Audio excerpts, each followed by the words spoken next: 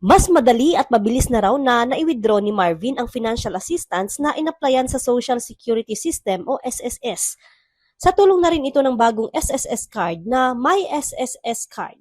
Ang card, hindi na lang nagsisilbing valid ID, kundi ATM card na rin. Dati kasi, cheque ang natatanggap ng mga miyembro na financial assistance. Nasasal ma'am, ta pumila ka pala di bank, pa mo pala i-transfer pala ang balik na cash. Unlike dito, Nabibitan ma'am, withdrawal mo latan. Yung apply mo ti My SSS card, nalakamot lang ma'am. Nabit pa nga ako ma'am, nga no-apply mo di online, nabit pa yun. 1 month lang, mahalang masigo din ma'am. Ayon pa sa SSS, ang My SSS card ang kapalit na rin ng Unified Multipurpose ID o UMID card. Ang UMID card, maaari pa rin namang gamitin bilang valid ID. Na-launch po ito noong September 2025. Ito pong My SSS card is dual functional na po siya.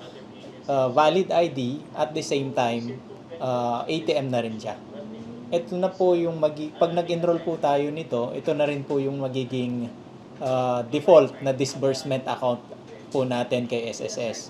So yung mga benefits po na ina-apply po natin, yan na sickness, maternity, disability, retirement, death with funeral, diretso na po siyang napapasok dun sa My SSS card.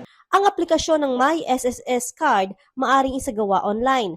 Magtungo lamang sa my.sss at mag-login sa iyong SSS account.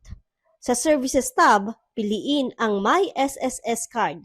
Ilagay ang mga kinakailangang detalye, kabilang ang face verification. Piliin ang participating financial institution.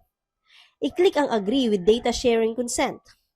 I-take note ang SSS transaction number. Makatatanggap din ng notification sa email. Wala na po tayo mga cheque na binibigay ng mga benepisyo. Lahat na po dinadaan na po sa e-wallet o kaya sa bangko po. So mas matagal po nating makuha yung amount na benefit na entitled po sa mga members po ni SSS. Unlike kung tayo po ay meron ng disbursement account online, mas madali na, mas mabilis na pong natra-transfer yung benepisyo na dapat po sa ating mga members and their beneficiaries. Ang napiling bangko na rin umano ang magpapadala ng physical o mismong My SSS card sa iniregister na address online. Joan Ponsoy, Balitang Solid North.